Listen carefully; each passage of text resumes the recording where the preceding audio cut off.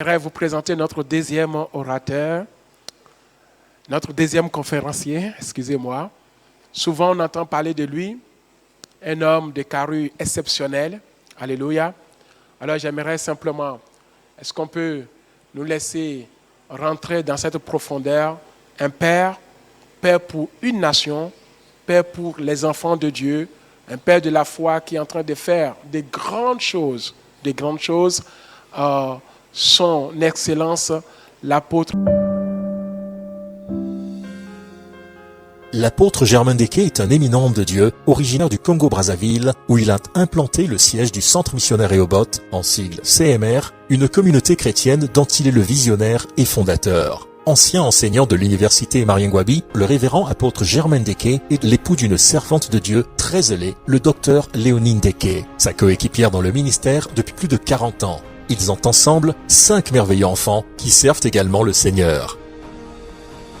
Passionné de l'évangile, l'apôtre Germain Deke marche avec la vision qu'il a reçue de Dieu qui est de restaurer l'Église par l'évangélisation et les implantations des assemblées locales au Congo-Brazzaville et à l'étranger. À ce jour, ce disciple du Seigneur Jésus-Christ a implanté de nombreuses églises, dont plus d'une cinquantaine au Congo-Brazzaville et 7 à l'étranger, notamment en République démocratique du Congo, en République centrafricaine, en Côte d'Ivoire, au Sénégal, en France, en Colombie et à Cuba. Poussé par le Saint-Esprit, l'apôtre Germain Deke abandonne sa carrière universitaire en 1995 pour se consacrer totalement à l'appel qu'il a reçu de Dieu. Il organise de nombreuses campagnes d'évangélisation qui mobilisent des milliers de personnes sur le territoire national avec, à chaque fois, une grande moisson d'âmes gagnées au Seigneur Jésus-Christ. Compté parmi les pères du réveil au Congo et reconnu pour sa rigueur dans la gestion administrative des églises, ce leader éprouvé a implanté une forte communauté chrétienne à travers le monde et formé spirituellement de nombreux collaborateurs. L'une de ses plus grandes fiertés en Christ est d'avoir suscité de nombreuses vocations ministérielles et engendré dans la foi des centaines de fils spirituels, parmi lesquels des apôtres, des prophètes, des évangélistes, des pasteurs et des docteurs. À la tête d'une œuvre magnifique dont on savoure aujourd'hui les fruits, l'apôtre Germain Deke enseigne en posant de solides fondements à l'édifice divin, avec une grande et étonnante simplicité. L'apôtre Germain Deke est apprécié et demandé aussi bien sur le plan local qu'à l'international, au regard du travail qu'il abat sans relâche avec l'aide du Saint-Esprit pour la propagation de l'évangile de Jésus-Christ. Écoutez, l'apôtre Germain Deke reste un moment enrichissant qui vous fait saisir les desseins véritables de Dieu et vous contraint à une révolution intérieure et profonde avec le Créateur.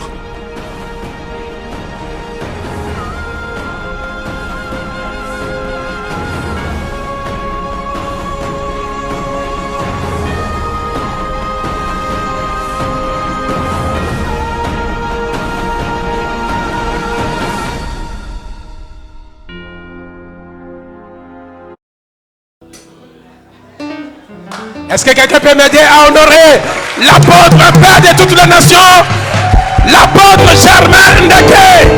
On peut faire plus, on peut faire plus.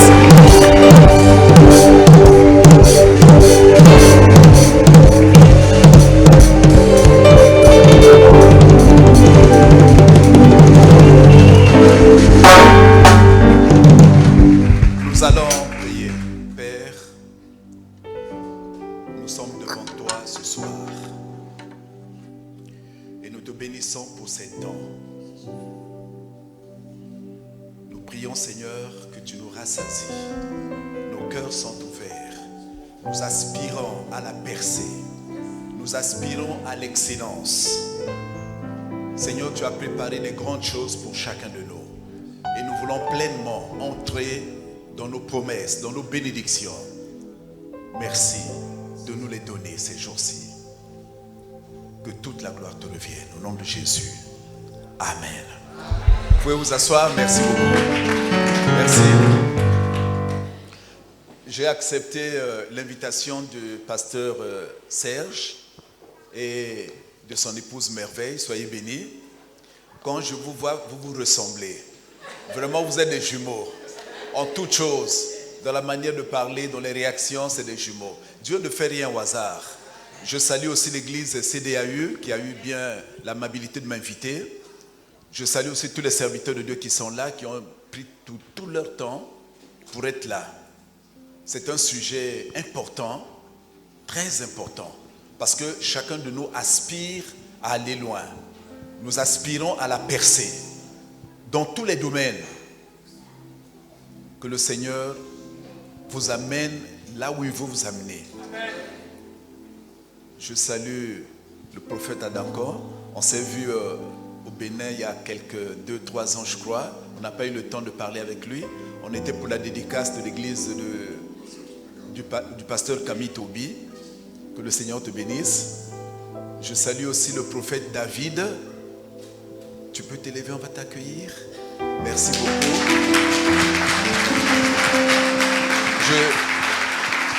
Je peux me permettre de l'accueillir particulièrement parce qu'il vient du Gabon. Et à l'annonce de cette conférence, il a payé son billet d'avion, il est venu ici. Vraiment, que le Seigneur te bénisse. Te bénisse.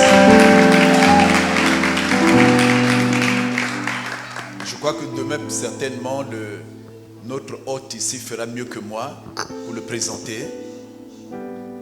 Merci aussi à l'apôtre William. On a toujours l'occasion de travailler ensemble. Et ouais, je vois qu'on a le même esprit. Je vais parler abondamment ce soir de Joseph. Mais lui, il a déjà commencé à aller sur mon couloir. Je dis, mais qu'est-ce qui se passe là? Amen. Non, c'est tout simplement que nous avons le même esprit. Que le nom du Seigneur soit glorifié. Alors, moi, je voudrais partager avec vous, je serai bref, sur la préparation pour la percée spirituelle. Parce que notre Dieu, c'est un Dieu de préparation. Rien ne se fait d'une manière spontanée comme ça, jamais. Il y a une préparation. Et chaque leader que Dieu utilise et qui espère à une percée doit premièrement se préparer. Si vous aspirez à cela, et donc il faut une préparation pour assumer son leadership, une préparation pour son ministère, une préparation dans le domaine d'activité où tu te trouves. Cela est nécessaire et très important. Et si nous sommes préparés, nous aurons l'assurance d'agir efficacement pour Dieu. Alors, vous savez que beaucoup aspirent à la percée, mais ils ne sont pas prêts à payer le prix. Parce qu'il faut payer le prix. Et nous allons le voir au travers de l'exemple de Joseph, de tout son parcours. Je vous invite à ouvrir vos Bibles, à lire avec moi. Je vais être bref ce soir, mais que le Saint-Esprit nous conduise. Genèse chapitre 36.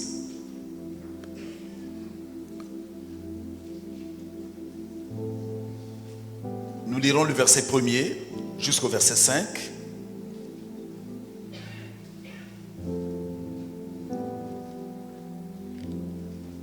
Genèse 37 s'il vous plaît, 37, verset 1er à 5. Jacob demeura dans le pays de Canaan, où avait séjourné son père. Voici la postérité de Jacob. Joseph, âgé de 17 ans, faisait paître le troupeau avec ses frères. Cet enfant était auprès des fils de Bila et des fils de Zilpa, femme de son père. Et Joseph rapportait à leur père leurs mauvais propos. Israël aimait Joseph plus que tous les autres fils parce qu'il avait eu dans sa vieillesse, et il lui fit une tunique de plusieurs couleurs. Ses frères virent que leur père l'aimait plus que tous et ils le prirent en haine. Ils ne pouvaient lui parler avec amitié. Verset 5.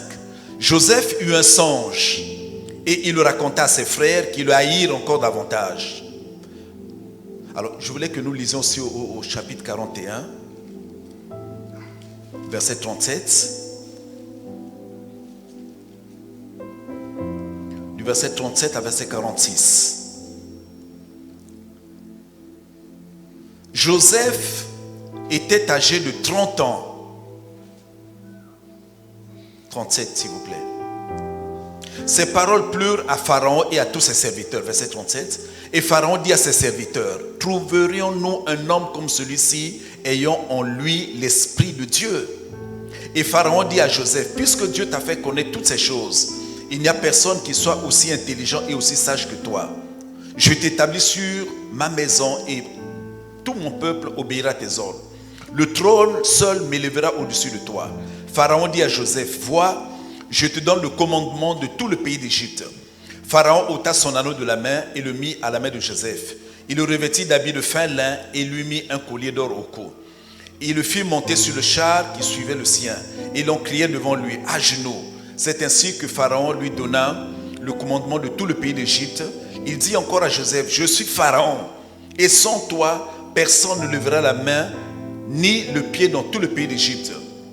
Pharaon appela Joseph du nom de Tsaphnath-Panéah, et il lui donna pour femme Asnath, fille de Potiphéra, prêtre d'On. Et Joseph partit pour visiter le pays d'Égypte. Verset 46. Joseph était âgé de 30 ans. Voyez, on nous parle au chapitre 37 qu'il avait 17 ans, un jeune homme. Alors, je crois que vous avez déjà compris ce que je vais dire ce soir. Le cheminement de la vie d'un homme, l'accomplissement de la promesse de Dieu dans sa vie. Vous voyez, on voit que Joseph est arrivé vers sa destinée, vers ce que Dieu avait prévu pour lui. Joseph était âgé de 30 ans. Donc de 17 ans à 30 ans, il y a juste 13 ans. 13 ans seulement.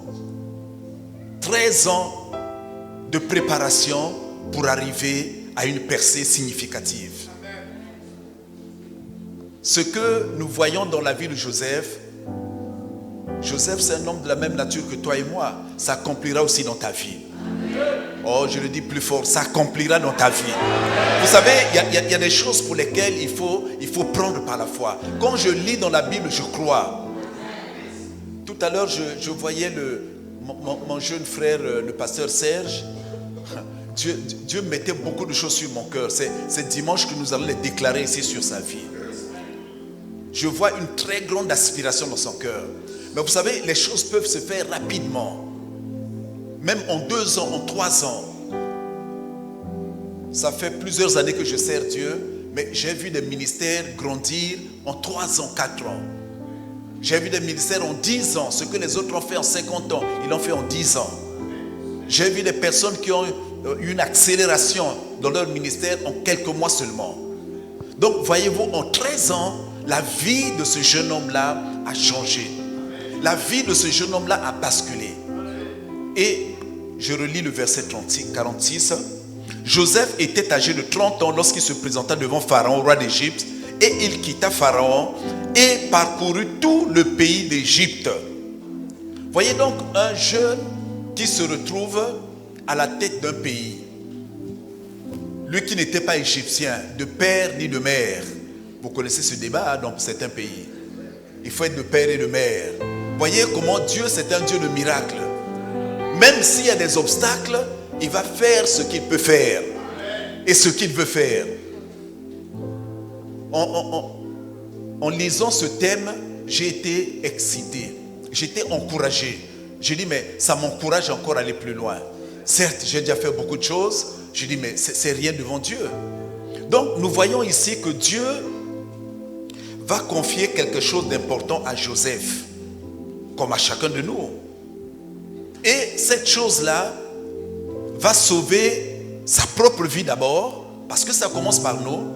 Cela va sauver sa famille et cela va sauver sa nation. Parce que quand Dieu nous appelle, cela n'est pas seulement réservé à nous. Dieu a des plans, Dieu a des projets qu'il veut accomplir. Mais nous pouvons quitter son trône de gloire pour venir sur la terre pour l'accomplissement de ses projets. Il va choisir un homme, il va choisir une femme, il va choisir des personnes et il va leur confier cette mission-là. Mais c'est à la personne maintenant de discerner ce que Dieu lui a donné. Parce qu'il faut être conscient. Et vous allez vous rendre compte, nous sommes tous des serviteurs ici, en lisant la vie de Joseph, on va se rendre compte qu'à un moment donné, il était maintenant conscient de ce que Dieu lui avait dit. Le problème, c'est la conscience, prendre conscience. Dieu confie quelque chose d'important à Joseph. Et Joseph va expérimenter la percée. Ce n'est pas un simple mot, c'est réel. Et c'est là où Dieu veut nous amener. Si ce thème a été retenu, ce n'est pas un hasard parce que Dieu veut nous amener là. Mais pour cela, il va commencer à former son caractère. Voilà, le problème est à ce niveau-là. Il va former son caractère. Mais je voudrais que, avant que nous puissions voir le caractère de Joseph, la transformation, parce que certains échouent, parce que le caractère n'a pas été transformé. Et le problème se trouve là. Tu as tous les atouts, tu as toute la grâce, tu as toute l'onction, mais tu as un mauvais caractère. Il y a quelque chose qui n'a pas été brisé, qui n'a pas été changé. On ne retrouve pas le caractère de Dieu en toi. C'est vrai, les miracles s'accomplissent, mais le caractère de Dieu n'est pas en toi. Mais je voudrais essayer que nous puissions voir un tout petit peu le contexte, le départ, avant la percée. Où est-ce que cet enfant-là vivait? Dans quel contexte il vivait? On nous dit que c'était un jeune homme avec ses frères. Avec ses frères. Donc dans un environnement donné. Et ses frères, cette famille, c'est pour nous aujourd'hui, c'est l'ombre de l'Église. Dans le Nouveau Testament, c'est l'image de l'Église. Vous savez, Dieu ne peut pas susciter quelqu'un comme ça du néant. Il va toujours le prendre dans un milieu. Toujours dans un milieu. Et c'est pour cette raison, quel que soit le milieu où tu te trouves, il faut être attentif à ce que Dieu peut faire. Soyons attentifs de ce que Dieu peut faire dans la vie de quelqu'un. Donc toujours parmi les frères, on peut être là tel que nous sommes là, mais Dieu peut commencer à marquer les différences entre nous. La personne que tu as l'habitude de voir tous les jours, peut-être que tu la négliges, mais Dieu, en un clin d'œil, va la sortir du milieu. Donc au milieu des frères. Mais et dans cette assemblée de frères-là, nous sommes là, il y avait des paroles, des comportements qui chagrinaient la vie de cet enfant dans l'assemblée locale. C'est tellement dénigrement, la jalousie, on dit, lui là, qu'est-ce qu'il peut faire? Ben, c'est notre petit. Ouais, dans les présentations, lui c'est notre petit. Lui c'est, même si quelqu'un est mon fils, donc, spirituel, je ne dirai jamais publiquement que lui c'est mon fils, jamais. Je l'appellerai, je dirai, c'est le pasteur. Donc c'est ça un peu l'assemblée locale. Il y avait ce comportement-là. Et ça chagrinait la vie de cet enfant. Mais qu'est-ce qu'il faisait? Chaque fois, il allait devant son père dans la prière. La Bible nous dit qu'il rapportait à leur père leurs mauvais propos. Il les rapportait. Donc toujours, dans une assemblée locale, quand il y a des problèmes, voyez, lui n'est pas allé diffamer ses frères. Il n'est pas allé se plaindre, raconter aux voisins. Non, il allait devant le père. C'est l'image de Dieu. Quand il y a un problème, va toujours vers Dieu. Alors moi, ce que j'aime dans Joseph, moi je crois que c'est l'un des hommes, je dis bien l'un des hommes les plus sympathiques de la Bible. C'est pour cette raison que je m'appuie sur son exemple. Il allait vers son père. Il ne diffame pas, n'en parle pas avec ses amis ni aux voisins. Mais il priait. Il priait. Donc voilà dans le contexte dans lequel il vivait. Et on voit ce jeune-là, dans son contexte, avec une tunique de plusieurs couleurs. Mais qui lui a confectionné cette tunique-là? C'est son père. Vous voyez, inconsciemment, son père l'a déjà commencé à préparer à cette percée-là. Il y a des choses quelquefois qu'on fait dans votre vie sans que vous sachiez. Lui-même, à cette époque, il n'était pas conscient, et aussi son père. Mais on lui confectionne cette tunique. Et cette tunique-là, c'est le symbole de la royauté. C'est le symbole de la justice. C'est la nature de Dieu que nous avons. C'est la justification. Inconsciemment, on lui a fait faire. Et il portait cette tunique pour se distinguer. Donc, il se distinguait déjà. Troisième chose qu'on voit dans la vie de cet homme, parmi ses frères, dans la famille, ce sont les songes. Donc, il commençait à recevoir des révélations. C'est très important. Quand la main de Dieu est sur toi, il va commencer à te parler. Et la première révélation qu'il reçoit, le premier songe, ces songes-là, c'est la manifestation des dons spirituels dans l'ancienne alliance. Dieu parlait de cette manière-là et c'était clair. Et le premier songe qu'il va voir, ils étaient en plein champ, en train de lier des gerbes, et une gerbe se tient au milieu et les autres gerbes l'entourèrent et se prosternaient devant cette gerbe-là. Et il a raconté à son père et à ses frères. Et qu'est-ce qui s'est passé? La haine a commencé parmi les frères. C'est ça l'église. Donc vous voyez le chemin de la percée. Donc il y a toute une préparation. Ce n'est pas des acquis. Et une autre fois, il va encore faire un songe. Vous savez, Dieu va commencer à te confier des choses, te dire certaines choses. Il n'est pas toujours important d'en parler à d'autres personnes. Ah non, même pas. Quelquefois, il faut les garder dans son cœur, les retourner. Même l'ennemi peut s'en approprier. Les jaloux peuvent s'en approprier. Et les gens peuvent essayer de contrecarrer tout ce que Dieu veut que tu puisses faire. Dieu ne lui avait pas dit de dire ça à son père. Donc, il a suscité la jalousie, même de son père et de ses frères. Deuxième songe qu'il va recevoir, il va voir que le soleil, la lune et les 11 étoiles se prosternaient devant lui. Et son père a compris cette fois-ci. Il a dit, mais qu'est-ce qui va t'arriver? Donc, tu vas régner sur nous. Tu vas dominer sur nous. Vous voyez, la vision que Dieu avait donnée à Joseph était claire. Dieu voulant, vendredi, je parlerai de la vision. Parce qu'avec la vision, on atteint facilement sa destinée. Et je vous expliquerai qu'est-ce qu'une vision. Quand on a un ministère, l'importance de la vision dans un ministère. Donc, il allait régner. Il serait une autorité. C'est la vision que Dieu lui avait donnée. Et son père a compris cela. Et qu'est-ce qui s'est passé maintenant? C'est qu'il y a eu la haine. Ces paroles qui devaient plutôt faire du bien vont choquer son père. Ces paroles vont choquer ses frères. Mais la vision que Joseph a reçue, c'est une révélation qui était claire. Ce serait une autorité. Il va régner. Il va faire une percée. Il sera un homme important. Et chacun de nous, humainement, on ne connaît pas notre avenir. Il y a quelques années, moi je ne savais pas que je serais ce que je suis aujourd'hui. Vous voyez, c'est Dieu qui prépare. Il nous reste simplement à entrer, à accepter, à entrer dans le plan de Dieu. Moi j'ai fait des études agronomiques, je rêvais, ça c'est moi, humainement. Je rêvais être un grand entrepreneur avec une grande ferme. Et nous avions déjà commencé avec mon épouse à élever les poulets de chair. Quand j'ai terminé mes études, nous avions commencé.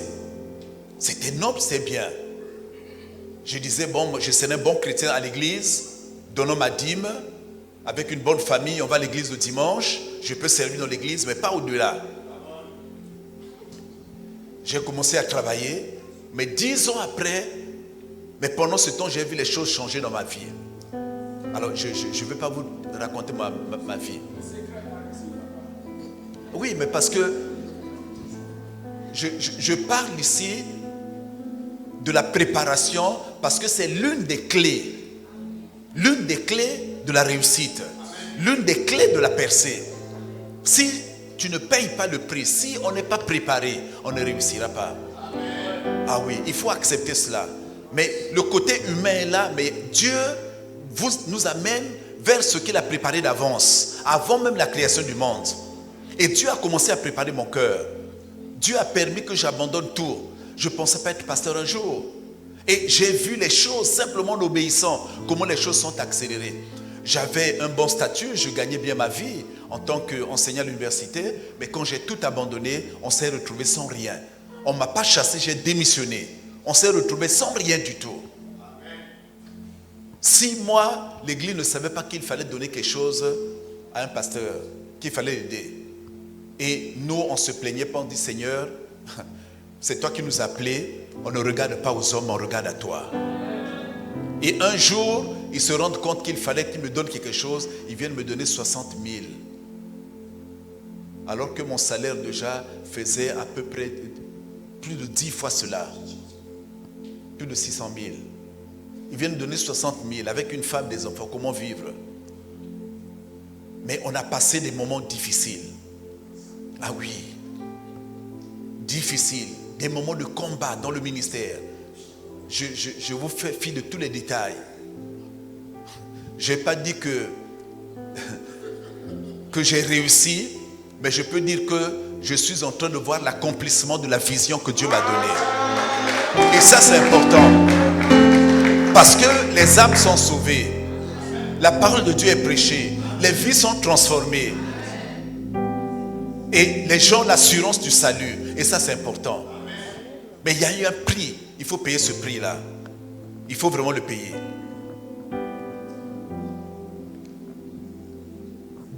Joseph a reçu une vision qui était claire. Il allait régner. Le problème, je parlerai de ça vendredi, de connaître la vision que Dieu t'a donnée. Tu ne peux pas servir Dieu sans vision. On en parlera abondamment vendredi. Tu ne peux pas servir Dieu. Et j'ai eu l'occasion d'essayer de questionner, de m'entretenir avec certains serviteurs de Dieu. On leur posait la question, mais qu'est-ce que Dieu t'a dit? Quelle est ta vision? Tu es serviteur. L'autre a dit, oui, mais moi je suis pour prêcher la parole dans tout le monde entier. Mais ça, c'est la grande commission. Vous allez voir que de Genèse à Apocalypse, chaque fois que Dieu faisait lever un homme, il lui donnait une vision. Et avec la vision, quand on a la compréhension de sa vision, les choses vont très vite. Donc Dieu a donné à Joseph une vision, il devait régner, il devait être une autorité. Mais pour cela, Dieu va commencer à former son caractère. Son caractère. Dieu cherche la fidélité. Vous savez, il y a un fossé entre la révélation reçue, ce que tu reçois de Dieu, et l'accomplissement de cette vision-là.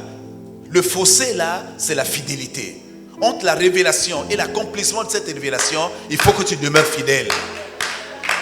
Donc Dieu va commencer à former David et Joseph. Et cette fidélité-là va se manifester dans plusieurs domaines.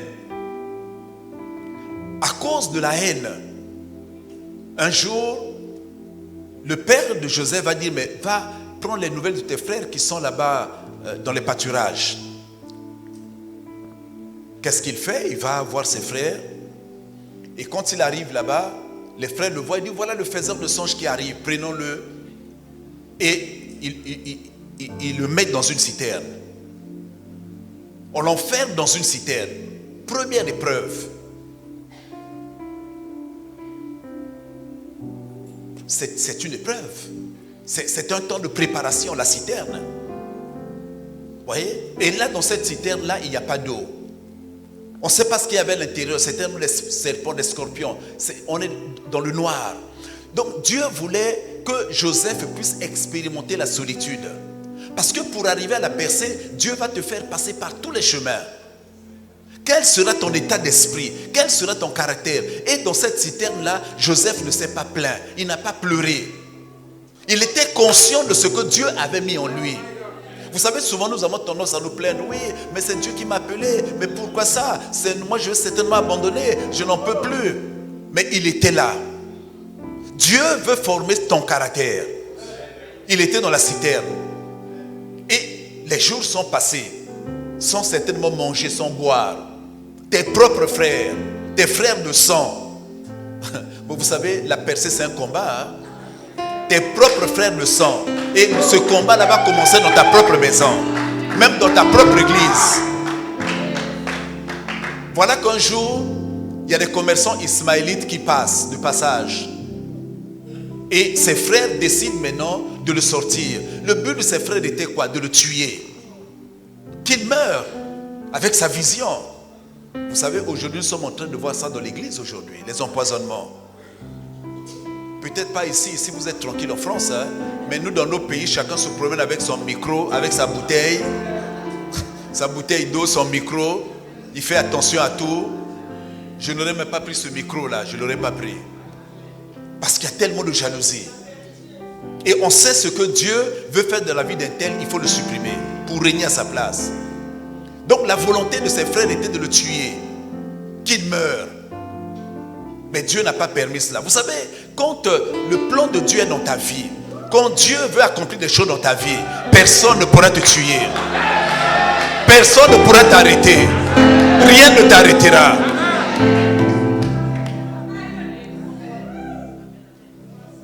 Et les commerçants passant, ses frères le sortent. Le sortent de cette citerne, de ce puits. Je te dis ce soir, les mêmes qui t'ont mis dans un puits, c'est les mêmes qui vont te sortir de là. Ses propres frères l'ont sorti de là, de cette citerne-là. Et on le vend maintenant. On le vend. Deuxième étape de la formation maintenant, il est vendu. Celui qui est porteur de la révélation de Dieu, porteur de la vision de Dieu. Mais il aurait pu dire, oui, mais je suis mon esclave et tout. Il est vendu. Mais voilà que ces marchands-là l'amènent maintenant vers l'Égypte. Où est-ce qu'il allait? Vers l'accomplissement de sa destinée. Moi, je crois qu'il y a des choses que Dieu prépare pour nous. Quelquefois, il faut être simplement attentif. Je crois qu'il y a quelqu'un qui me suit ce soir. Et il y a quelque chose que Dieu veut faire dans une vie.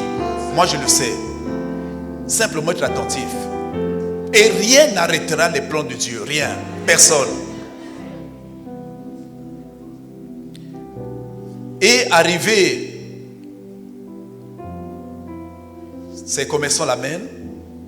Il se retrouve maintenant dans la maison de Potiphar. Potiphar le rachète. Je vais rapidement parce que vous connaissez l'histoire. Je voulais simplement refixer le cadre pour dire que une destinée, une percée, ça passe par un prix à payer. Ce n'est pas toujours la facilité. Il y a des épreuves. Vous savez, Dieu met toujours des épreuves devant nous. Mais les épreuves, il faut pas les éviter, il faut les enjamber. Chaque fois que Dieu met une épreuve devant toi, si tu arrives à l'enjamber, ta foi va grandir. Et cela te permettra d'avancer. Et il se retrouve dans la maison de Potiphar. Et là, qu'est-ce qu'il fait? Il se retrouve comme domestique, on peut dire cela. Garçon de maison. À servir Potiphar. Lui qui est porteur de la bénédiction de Dieu. Voyez comment Dieu peut amener les choses. Là, il fallait que Dieu apprenne à Joseph l'humilité maintenant. L'obéissance, le service. Il y a quelques années, Dieu me disait, voilà, tu as formé des prédicateurs. Tu as formé des prédicateurs, mais tu n'as pas formé des serviteurs. Un serviteur, c'est celui qui apprend d'abord à servir quelqu'un d'autre. Tu veux être sur l'estrade, mais apprends d'abord à servir les autres. Et ça a commencé à me corriger. Donc Dieu amène Joseph là, à servir Potiphar dans sa maison. Certainement à laver le linge. Je crois qu'à cette époque, il n'y avait pas de machine à laver. Il n'y avait pas de machine pour la vaisselle. Tout se faisait à la main. Potiphar amenait, il fallait nettoyer ses pieds, il fallait verser de l'eau qui se lave les mains, il fallait aller arranger le lit, il fallait apporter à manger, toutes ces choses-là. Donc l'humilité, l'obéissance, le respect. Mais Joseph avait conscience de la présence de Dieu dans sa vie. Tout ce qu'il touchait réussissait. Parce que quand l'onction de Dieu est sur toi, parce que lui, il avait un esprit supérieur, l'esprit de Dieu était avec lui. Tout ce que tu touches, il faut le savoir, réussit. Partout là où nous sommes porteurs de lumière, nous sommes porteurs de bénédiction.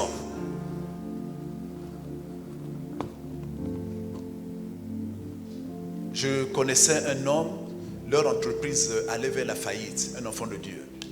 Il était dans l'entreprise, il a réagi, il dit, je dois prier. Dieu m'a établi ici pour que nous réussissons. Il a commencé à prier, à travailler pour que l'entreprise se relève. Et cela s'est fait. Et c'est possible. Joseph, dans cette maison, a travaillé pour que la maison prospère. Auparavant, les choses ne se passaient pas ainsi. Mais sa présence a changé les choses. Au point où même les problèmes vont surgir par la suite. Mais ce qui est important, c'est qu'il faut dire ceci, dans cette maison, Dieu voulait lui apprendre non seulement le service, l'humilité, l'obéissance, mais ce qui était important, c'est que vous allez voir que Joseph n'a rien pris dans cette maison. Fidélité dans le service. Fidélité. Dieu te confie une assemblée. Dieu te confie des responsabilités. Dieu va te tester par des petites choses. L'intégrité financière là où tu es. L'intégrité morale là où tu es. Financière. Mais imaginez-vous, mettons-nous à la place de Joseph si nous étions là. Avec tous les biens qu'il y avait dans la maison. Dans le grenier ou ailleurs. On finit le service, je prends mon sac de riz, j'amène à la maison. Fidélité dans le service. Vous voyez, entre l'accomplissement, entre la vision reçue et l'accomplissement de cette vision-là, le fossé c'est la fidélité. Il faut être fidèle. On voit que Joseph a été fidèle dans la citerne. Joseph est fidèle dans la maison de Pharaon. Fidèle. Il n'a rien pris. Rien ne s'est perdu. Au point où Potiphar lui a confié même la gestion de toute la maison. Toute la maison. Quelle grâce. Quelle grâce. Mais c'est une grosse épreuve. Qu'on vous confie toute la maison avec toutes les richesses, tout l'argent qu'il y avait, toutes les provisions qu'il y avait, toute la bénédiction qu'il y avait. Et certains n'arrivent pas à percer par manque de fidélité. Ils brisent. J'ai vu des ministères s'effondrer parce qu'il n'y a pas eu fidélité. Parce que les gens veulent aller vite. Ils disent, écoute, moi je veux tout terminer aujourd'hui. Il veut tout amasser, il veut tout avoir, il veut, bon c'est fini. Et le ministère s'écroule. Mais Joseph a été patient. Il a été intègre. Et rien ne se perdait de cette maison. Il n'y avait pas de vol. Et la maison de Potiphar prospérait. Joseph était établi dans toute la maison. Mais ce qui est important, c'est qu'il était conscient de la présence de Dieu. Et oui, il était conscient. Et son maître vit que l'Éternel était avec lui. Il a vu. Il a vu. Il a dit, écoute, tu prends la maison. Voilà qu'un jour, on a fini la fidélité dans le service. Voilà qu'un jour maintenant, la femme de Potiphar va aimer Joseph. Vous savez, chers serviteurs de Dieu, ce soir je parle des serviteurs. J'aurais pu vous dire beaucoup de choses sur le service, beaucoup de choses. Peut-être qu'il faut que je revienne. Permettez que je revienne un tout petit peu, la pensée me vienne. Je parle des serviteurs ce soir. Et ce que je dis, ce n'est pas votre cas ici, là. Ici, vous êtes bien. Et je disais tout à l'heure, j'ai vu, je vous parle avec mon cœur ce soir. Et je veux vous partager mon expérience. J'ai vu beaucoup de jeunes ministères avec toute l'onction, toute la grâce sur eux. Mais ne pas percer parce qu'ils n'ont pas été fidèles dans la gestion. Fidèles dans la gestion, fidèles dans le service. Dieu t'établit dans une église ou dans un service, dans une entreprise. Je parle d'une église, là où nous sommes serviteurs. Ils vont faire une offrande, ils disent, on fait une offrande pour acheter la sono. Ils lancent une offrande, le peuple accepte, obéit. On fait l'offrande, l'argent est trouvé. Au lieu d'acheter la sono, lui va investir ça dans sa voiture ou dans autre chose. Fidélité dans la gestion. Fidélité dans le service. Et vous savez, il reprend encore une deuxième fois. Il dit oui, l'argent n'était pas suffisant, il faut que nous continuions. Vous savez, le peuple chez nous est fidèle, il continue encore à donner. Il ne fait rien. La troisième fois, les gens disent non, c'en est trop. Moi, j'ai dit à certains jeunes serviteurs, pourquoi vous faites 4 offrandes, 5 offrandes? Et les gens sont fatigués. Ils sont obligés de presser les gens. Vous savez, quand mon expérience a été de créer la confiance entre le peuple et moi. Dans la fidélité. Quand on a dit faisons une offrande, on va acheter une parcelle pour bâtir l'église. C'est pour ça qu'on a des églises partout. Partout là où nous sommes propriétaires de nos terres et de nos salles. Quand je lance une offrande, en tout cas, elle se fait sans problème, les gens comprennent. Il faut créer cette confiance-là. Mais quand vous n'avez pas investi dans ce que vous avez demandé, les gens ne donneront plus.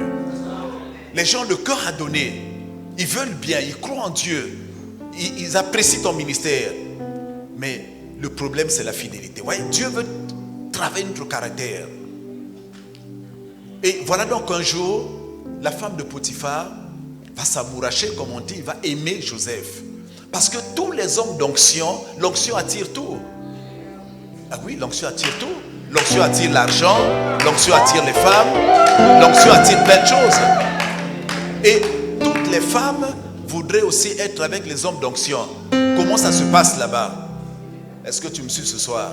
Mais c'est une réalité. Il dit, mais comment cet homme est brillant? Moi, je veux aller avec lui. Vous savez, d'habitude, ce sont des hommes qui font des avances aux femmes. Mais là, c'est l'inverse. L'onction va faire que les choses s'inversent dans ta vie maintenant. Et la Bible nous dit que la femme de Potiphar pressait Joseph. Elle insistait tous les jours. Et Joseph disait toujours non. Vous voyez, non. On voit que le caractère est établi.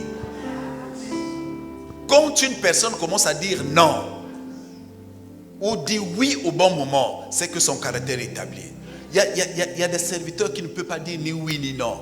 On pose un problème, il est là hésitant, il dit bon, mais on verra.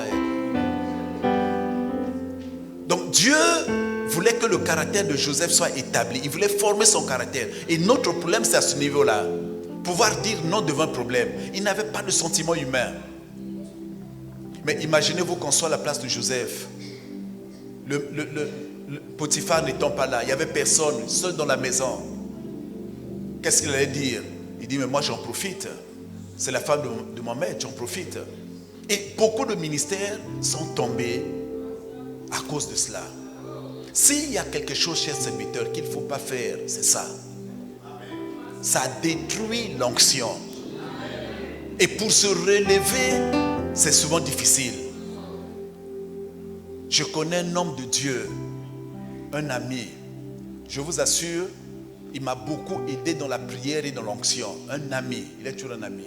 Quand il entrait dans la salle telle que nous sommes là, il ne touchait personne. Simplement, il entonnait un cantique. Toute la salle bougeait. Incroyable. Il y avait des guérisons, des délivrances, la manifestation de la puissance de Dieu. Il parlait simplement. Mais il y avait un problème dans son caractère. Dieu le destinait à des grandes choses. Il commençait maintenant à atteindre les nations. Dieu l'a mené au niveau des nations. Je crois que peut-être qu'il n'avait pas compris cela. C'était ça sa destinée. Je l'ai vu une fois à Bordeaux pendant une conférence. Mais comment est-ce qu'il manifestait la démonstration de puissance? Il y avait près de 200 personnes, des guérisons instantanées. Et les gens venaient témoigner.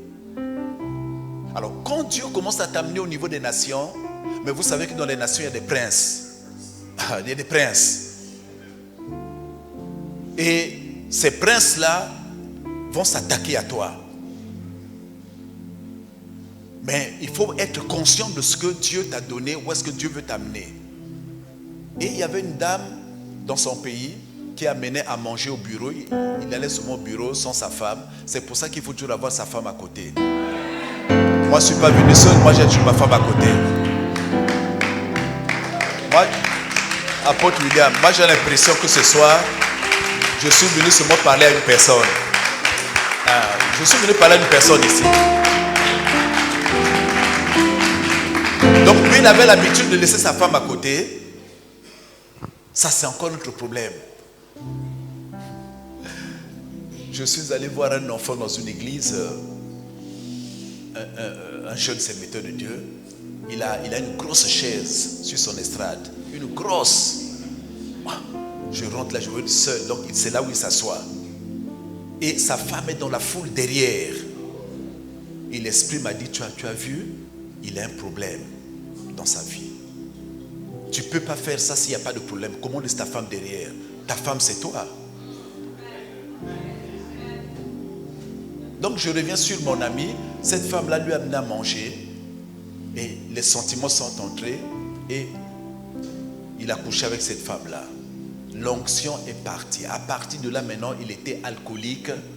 Il est devenu impudique. Il a une deuxième femme, troisième femme. Mais un homme d'onction. Je crois que dans mon ministère, je n'ai jamais vu un homme travailler comme lui.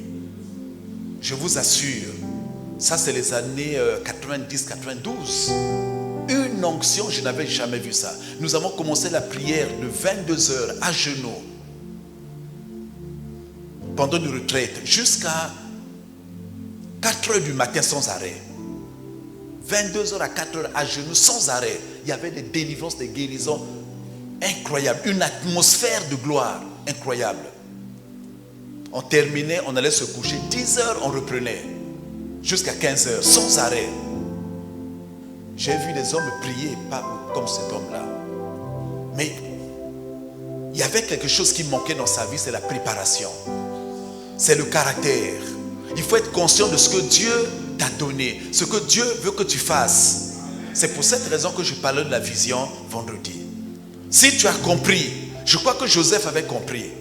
Il était conscient de la présence de Dieu. Il était conscient de sa vision. Dieu lui avait montré qu'il devait régner, qu'il serait une autorité. Mais il faut arriver au terme de ce que Dieu a prévu pour toi. Il faut arriver à destination. Le problème, c'est ça. Arriver à la fin. On peut drainer les foules, mais ça peut s'arrêter à un moment donné. Et dans son pays, cet homme dont je parle là, avant les années 90, c'était les Américains qui venaient faire des croisades dans nos pays africains. Mais c'est lui le premier dans son propre pays qui a commencé à faire des croisades publiques, qui a attiré du monde.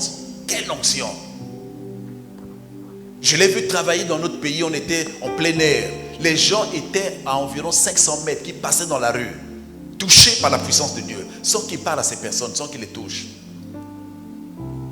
Mais le problème, la question des femmes a ruiné son ministère, a brisé sa percée, a détruit sa percée. Devant cela, Joseph, devant la femme de Potiphar, Joseph a dit non. Non, le caractère est formé, le caractère est établi. Ça, c'est la fidélité dans la sainteté.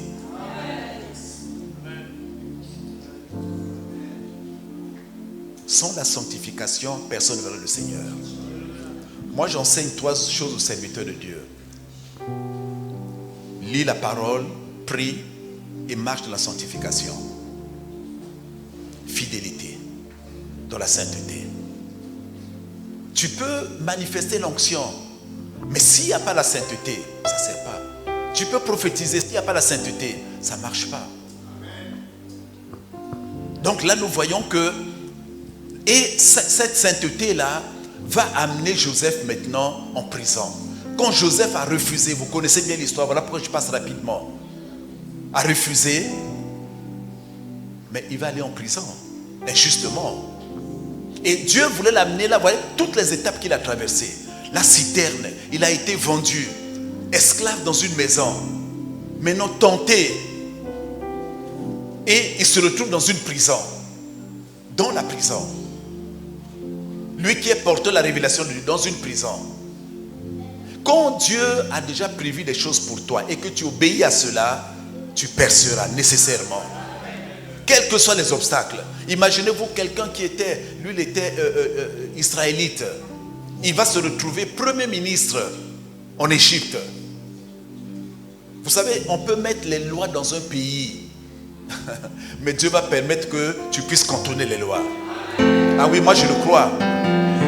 Peut-être que ce soir tu es abattu dans ton cœur, tu dis mais je suis venu dans cette nation, qu'est-ce que je vais devenir? Je ne vois rien dans ma vie. Je te dis ce soir que les choses changent dans ta vie.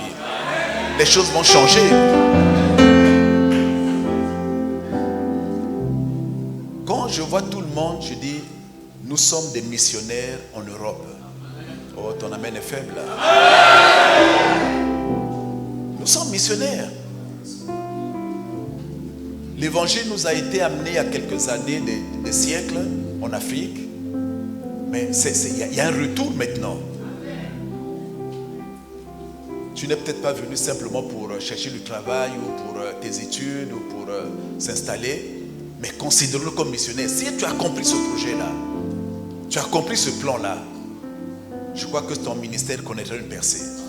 Ah oui.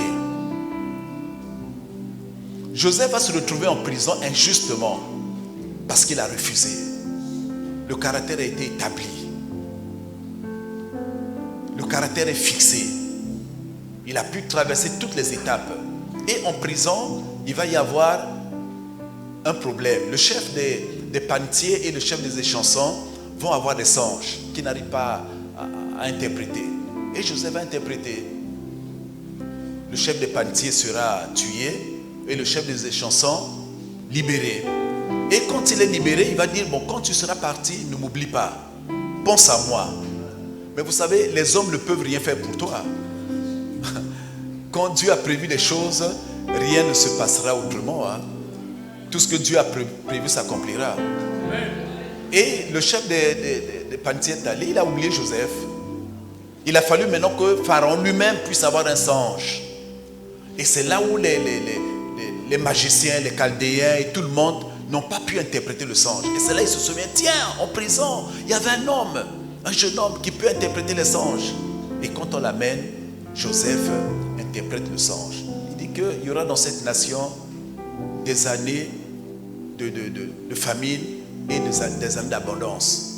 Donc il faudrait que le roi puisse faire des provisions, prendre le 5e des récoltes des provisions pour préparer les années difficiles. Et quand Pharaon a vu ça, il dit, mais il faut qu'on trouve cet homme-là. Et il dit, cet homme c'est toi, cet homme de sagesse c'est toi. Et c'est comme cela maintenant que Joseph a été établi. Voyez, la révélation qui est venue à 17 ans. En 13 ans, je ne sais pas combien de temps tu es en Europe déjà. Hein? En 13 ans, il sera premier ministre. Donc après Pharaon, c'est lui. Quelle gloire! Moi, je crois que Dieu ne nous a pas destinés à la souffrance. Dieu a des plans de bonheur pour chacun de nous. Il y a quelque chose que Dieu a préparé pour chacun de nous. Et il est important que tu saches qu'est-ce que Dieu veut pour toi. Qu'est-ce que Dieu t'a donné comme responsabilité, comme mission. Pourquoi tu es venu sur la terre? Pas pour accompagner les autres. Quelle est la mission que Dieu t'a donnée? Pourquoi tu es dans cette église? Pourquoi tu as commencé à prier? Quelle est ta mission? Et comment maintenant accomplir cette mission-là? Il faut que tu aies cette révélation-là. Et voilà, Joseph a commencé à régner dans le pays d'Égypte, un pays étranger. Dans nos pays africains, on se bat maintenant pour dire qu'un président, il faut qu'il soit de père et de mère. C'est le débat actuel, hein? Dans tous les pays. Qu'il soit de... Mais vous savez, Dieu reste Dieu. Dieu reste Dieu, hein? Dieu est souverain. Est-ce que vous ne pensez pas qu'il pourrait y avoir un président africain ici en France?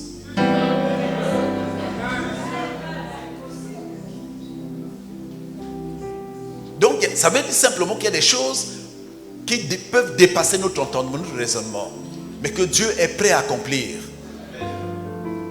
C'est pour cette raison que les barrières, les obstacles ne peuvent pas m'effrayer. Tout ce qu'on dit ne peut pas m'effrayer. Moi, je me tiens à ce que Dieu a dit. Et que ce que Dieu a dit doit s'accomplir. Je dois aller vers l'accomplissement de la vision de Dieu dans ma vie. Et ça, c'est important. Est-ce que ce soir, tu es avec moi? Ce soir, je voulais partager avec toi, avec tout mon cœur. Tout mon cœur.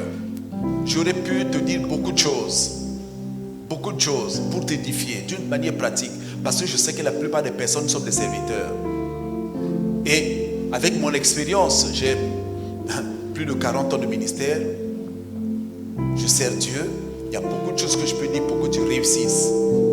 Ce que j'ai connu en 40 ans de conversion, mais tu n'as pas besoin de perdre le même temps que moi. Tu n'as pas besoin de connaître les mêmes échecs. Et il y a des choses que tu peux accomplir en 13 ans, en 10 ans.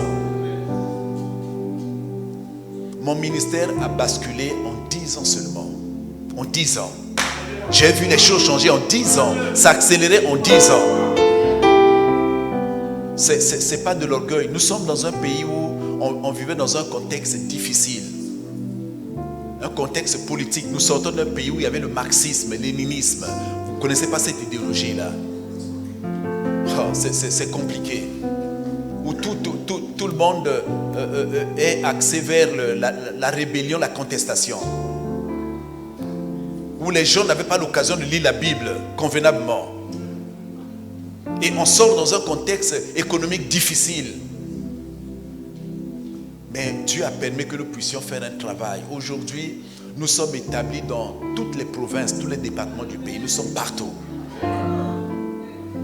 Je peux dire que c'est une percée, mais ce n'est pas encore fini. Ce n'est pas encore terminé. Tant que Dieu me laissera sur la terre, nous allons continuer à travailler. Je prie le Seigneur que ton ministère prospère. Que ton ministère aille de l'avant. Mais il faut savoir qu'il y a des temps d'épreuve, il y a des temps de préparation. Il faut savoir affronter les épreuves. Que les choses changent dans ta vie. Dieu est avec toi. Que ton caractère soit fait. Que les choses soient faites. Est-ce qu'on peut se lever? Nous allons prier maintenant.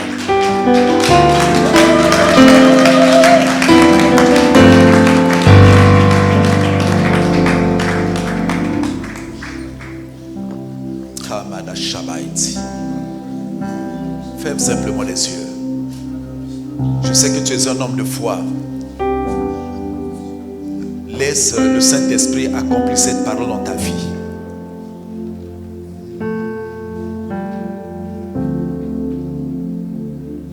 Que l'expérience de Joseph soit ton expérience.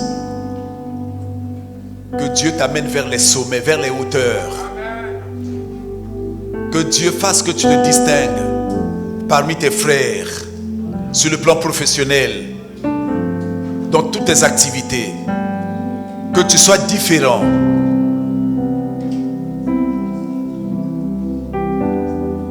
Dis avec moi, Seigneur Jésus, ce soir, je crois et j'accepte que tu m'amènes, que tu me conduis vers la percée. J'aspire, je soupire à cette percée. Au nom de Jésus, j'ai besoin de toi, Seigneur.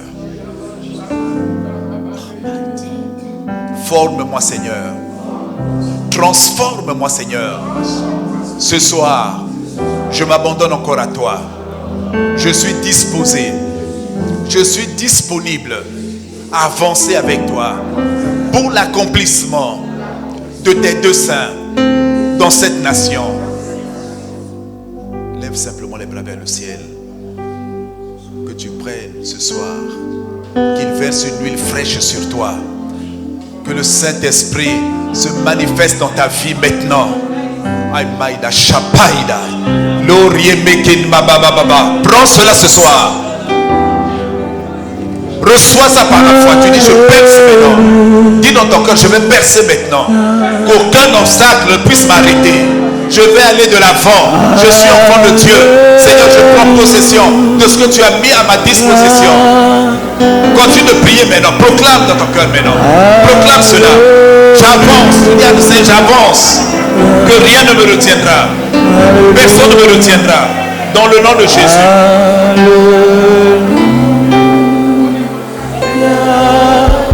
Alléluia. Amashanda Bakaraba.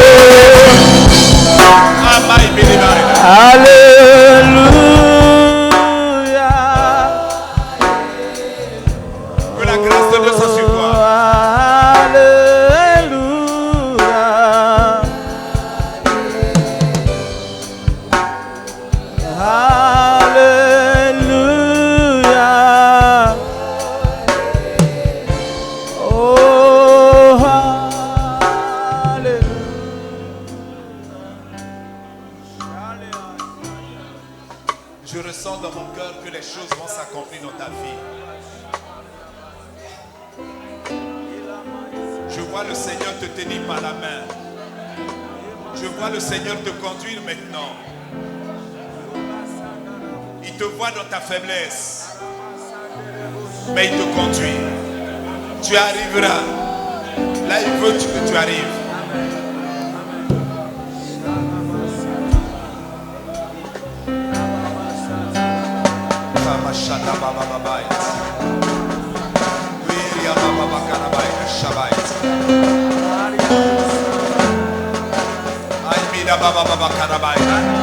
Je reçois ce soir, je le prends pour moi ce soir. Oh my God. Je brise toutes les barrières, tous les obstacles. J'avance, Seigneur. Personne ne peut me retenir.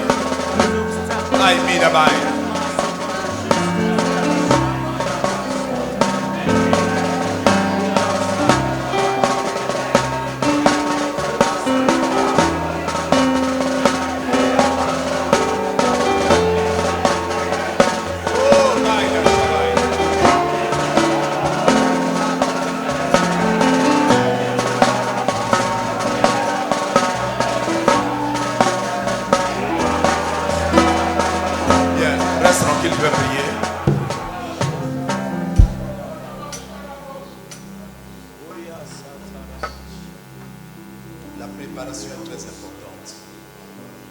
Il faut payer le prix. Il faut des sacrifices. Seigneur, nous sommes sur le chemin de la percée.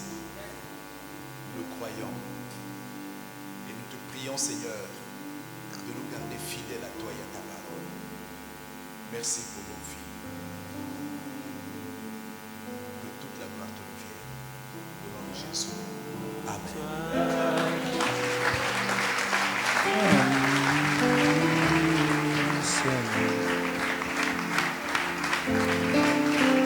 Ah, tu peux faire encore mieux. Tu peux faire encore mieux. Tu peux encore faire mieux. Waouh, waouh, waouh, waouh, waouh, waouh, waouh, waouh, papa. Waouh, waouh, waouh, waouh, waouh, waouh, waouh, waouh, waouh. Merci Seigneur. Est-ce qu'on peut lever nos mains?